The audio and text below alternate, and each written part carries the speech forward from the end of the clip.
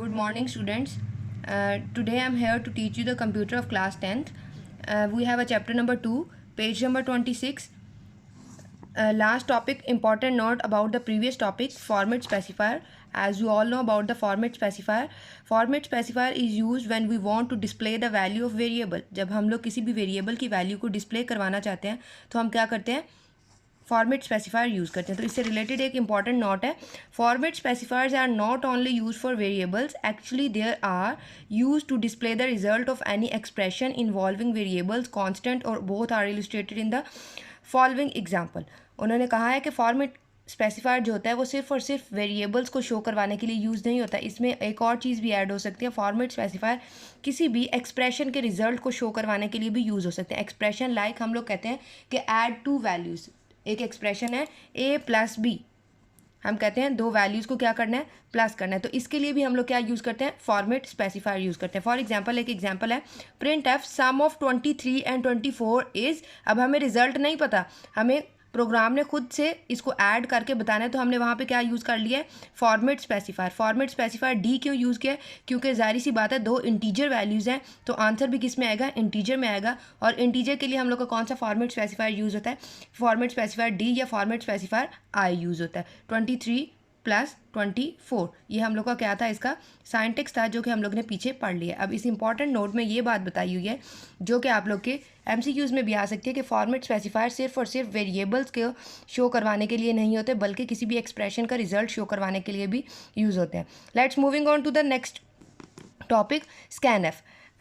Scan f हम लोग का अगला टॉपिक है. स्कैन एफ पीछे हम लोग ने पढ़ा था प्रिंट एफ. स्कैन एफ किस चीज़ के लिए यूज़ होता है, प्रिंट एफ हम लोग का यूज़ होता था किसी भी आउटपुट को शो करवाने के लिए. स्क्रीन पे कुछ भी जो भी डिस्प्ले होता था उसके लिए हम पीछे कौन सा सी लैंग्वेज में प्रोग्राम में कौन सा फंक्शन यूज़ कर रहे होते थे, प्रिंट एफ. अब है scan f. Scan F means taking data from the user. Scan F का क्या मतलब है कि डाटा यूज़र से लेना. फॉर एग्जाम्पल हम लोग ने पीछे दो एग्जाम्पल्स पढ़ी थी. मैंने आपको जब ये चैप्टर स्टार्ट हुआ था दो एग्जाम्पल दी थी. पहली एग्जाम्पल मैंने दी थी आपको कौन सी, एक मैंने एग्जाम्पल दी थी आपको कैलकुलेटर की. For example all of you use the calculator, you enter to any values. आप लोग कोई भी वैल्यू एंटर करते हैं, जो वैल्यू आप एंटर कर रहे होते हैं वो स्क्रीन पे डिस्प्ले होती है. एंटर वैल्यू आप कर रहे होते हैं, it means you are the user and you are entering the value. Scan f function इसी तरीके से होता है. स्कैन एफ फंक्शन हम इस वजह से लगाते हैं इस ताकि यूज़र उसके ऊपर क्या कर सके, कोई भी वैल्यू एंटर कर सके. पहली बात है scan f is a built in function. Built in function as you all know about the built in function that is already defined in the C language. Built in function का क्या मतलब है कि जो ऑलरेडी डिफाइन कर दी गई है सी लैंग्वेज में, that takes input from the user. क्या करता है, यूज़र से डाटा लेता है. एक और हमने एग्जांपल पढ़ी थी, कौन सी एग्जांपल पढ़ी थी, मैंने कहा था कि जैसे आप गेम खेलते हैं तो स्टार्टिंग में गेम जब स्टार्ट करते हैं तो आपका पहली स्क्रीन पे आ जाता है, फर्स्ट स्क्रीन पे एंटर योर नेम. तो यूज़र क्या कर रहा होता है, अपना नेम एंटर करता है. तो वो कौन सा फंक्शन पीछे लगा हुआ होता है, स्कैन एफ फंक्शन.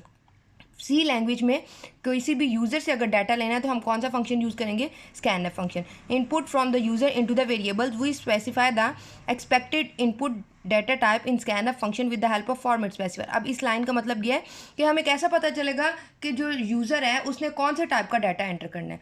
हमें इस तरीके से पता चल जाता है फॉर्मेट स्पेसिफायर से.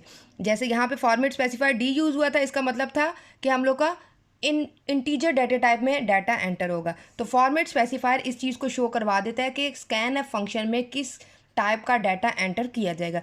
If user enters integer data types, format specifier mentioned in scan F must be D और आई. उन्होंने कहा है अगर हम लोग ने यूज़र से इंटीजर डाटा टाइप लेना है तो फॉर्मेट स्पेसिफायर जो हम स्कैन एफ फंक्शन के साथ शो करवाएंगे वो कौन सा करवाएंगे, फॉर्मेट स्पेसिफायर डी या फॉर्मेट स्पेसिफायर आई. क्योंकि आप लोग ने पीछे यहाँ पे ये पढ़ लिया हुआ है कि इंटीजर के लिए हम लोग डी और आई फॉर्मेट स्पेसिफायर करते हैं, फ्लोट के लिए एफ और करैक्टर के लिए सी.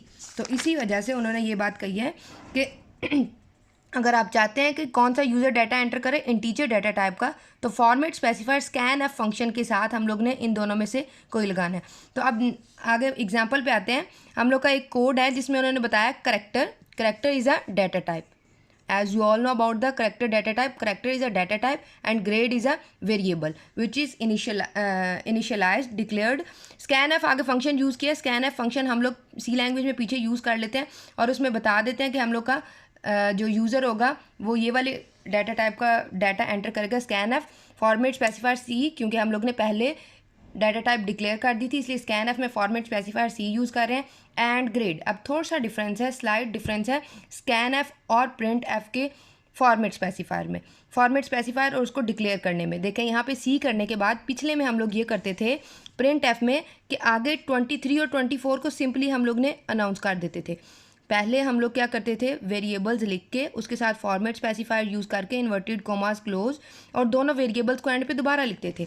अब क्या करते हैं, फॉर्मेट स्पेसिफायर इन्वर्टेड कोमास में लिख के कोमा लगा के एम्परसेंड का साइन, मतलब कि एंड का साइन जो कि आप सिंपल लैंग्वेज में एंड कहते हैं, इसको एम्परसेंड का कहा जाता है, और उसके साथ हम लोग का वेरिएबल नेम लिखा जाता है। अब स्कैन एफ में जब भी आपने इसको यूज़ करना है, कैसे इसका साइंटेक्स होगा, स्कैन एफ इन्वर्टेड कोमास, उसमें आपने फॉर्मेट स्पेसिफायर यूज़ करना है, जो भी आपका डाटा टाइप होगी उसका फॉर्मेट स्पेसिफायर, कोमा के बाद जो वेरिएबल आप लोग ने शो करवाना है उसके साथ एम्परसेंड का साइन आएगा। वरना अगर हम लोग ये नहीं लगाते तो हमें कैसे पता चलेगा कि ये इनपुट फंक्शन है या आउटपुट फंक्शन है। इनपुट और आउटपुट में डिफरेंस यही बता रहा है कि यहाँ पे एंड का साइन आता है और आउटपुट फंक्शन में एंड का साइन नहीं आता। In this example format specifier C is use to specify character type of for the input variable. अब यही बात बताएगी, इस एग्जांपल में हम लोग ने करेक्टर डाटा टाइप यूज़ किया जो कि करेक्टर टाइप का हमें डाटा एंटर करेगा यूज़र।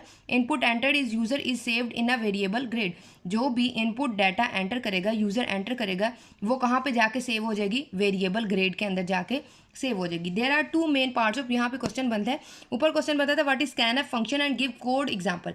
अगर आपको क्वेश्चन आ जाए कि स्कैन एफ क्या होता है और उसकी कोड एग्जांपल दें, तो आप लोग ने यहाँ से लेके यहाँ तक ये सारा बता देना है। आगे how many parts of scan f statement, scan f statement के कितने पार्ट्स होते हैं।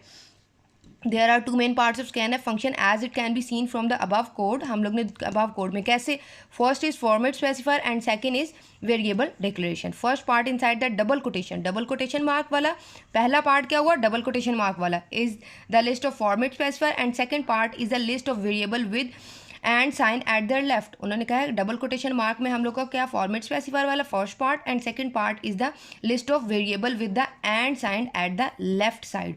पहले एंड का साइन आएगा, उसके बाद आपने वेरिएबल का नेम शो करवाना है। तो ये हम लोग का क्या था, स्कैन एफ फंक्शन सारा टॉपिक था। अब नेक्स्ट आ जाते हैं, moving on to the next page 27 we have another example.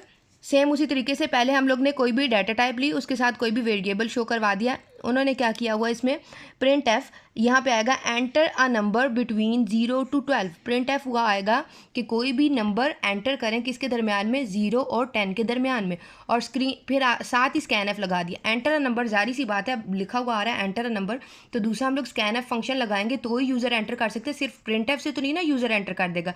तो हमने यही बात पढ़ी है कि अगर हमने यूज़र से डाटा लेना है तो साथ में स्कैन एफ। तो हम लोग ने कौन सी इंटीजर्स में लिया है, तो हम लोग का फॉर्मेट स्पेसिफायर डी आया, और हमने पीछे यही पढ़ा कि स्कैन एफ के दो पार्ट्स होते हैं, एक फॉर्मेट स्पेसिफायर और दूसरा कौन सा होता है, वेरिएबल का नेम और एंड का नेम, एंड का साइन। तो क्या हुआ, फॉर्मेट स्पेसिफायर पहले लिखा और उसके बाद क्या लिख दिया, नंबर। अब प्रिंट एफ आ जाएगा, the number you enter is format specifier D. अब मैं स्क्रीन पे बताती हूँ ये कैसे लिखा हुआ आएगा। स्क्रीन ऐसे बनी हुई होगी जिसके ऊपर आपका आएगा enter a number between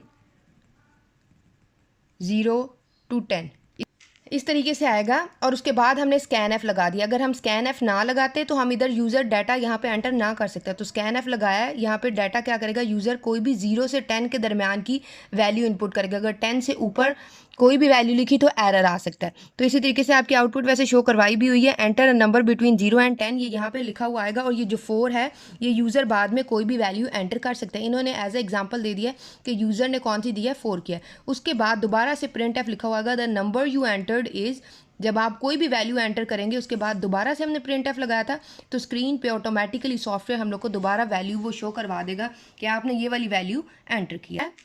next important note हम लोग का स्कैन एफ से रिलेटेड ही है, ये टॉपिक अभी हमारा चल रहा है। एक और है, ये इंपॉर्टेंट नोट का मकसद ये होता है, कोई ना कोई इसमें छोटी छोटी इन्फॉर्मेशन होती है जो आपको एज अ MCQs या एज अ शॉर्ट क्वेश्चन आ सकती है। Is it possible to take multiple inputs in scan f function, explain with the scan f statement. उन्होंने कहा है कि क्या ये पॉसिबल है कि हम स्कैन एफ फंक्शन में कोई मल्टीपल स्टेटमेंट्स ले सकते हैं। हमने पीछे तो ली थी जैसे एक ही ली थी नंबर, क्या हम लोग इधर 2-3 और ले सकते हैं? जैसे ये वाली स्कैनएफ में 3 फॉर्मेट स्पेसिफायर यूज़ किए, उसके बाद तीनों वेरिएबल्स के नाम भी डिक्लेयर कर दिए। We can take multiple inputs using a single scanf. एक ही स्कैनएफ की स्टेटमेंट होगी और उसमें मल्टीपल क्या होंगे, हम लोग ने वेरिएबल्स और फॉर्मेट स्पेसिफायर यूज़ करने हैं।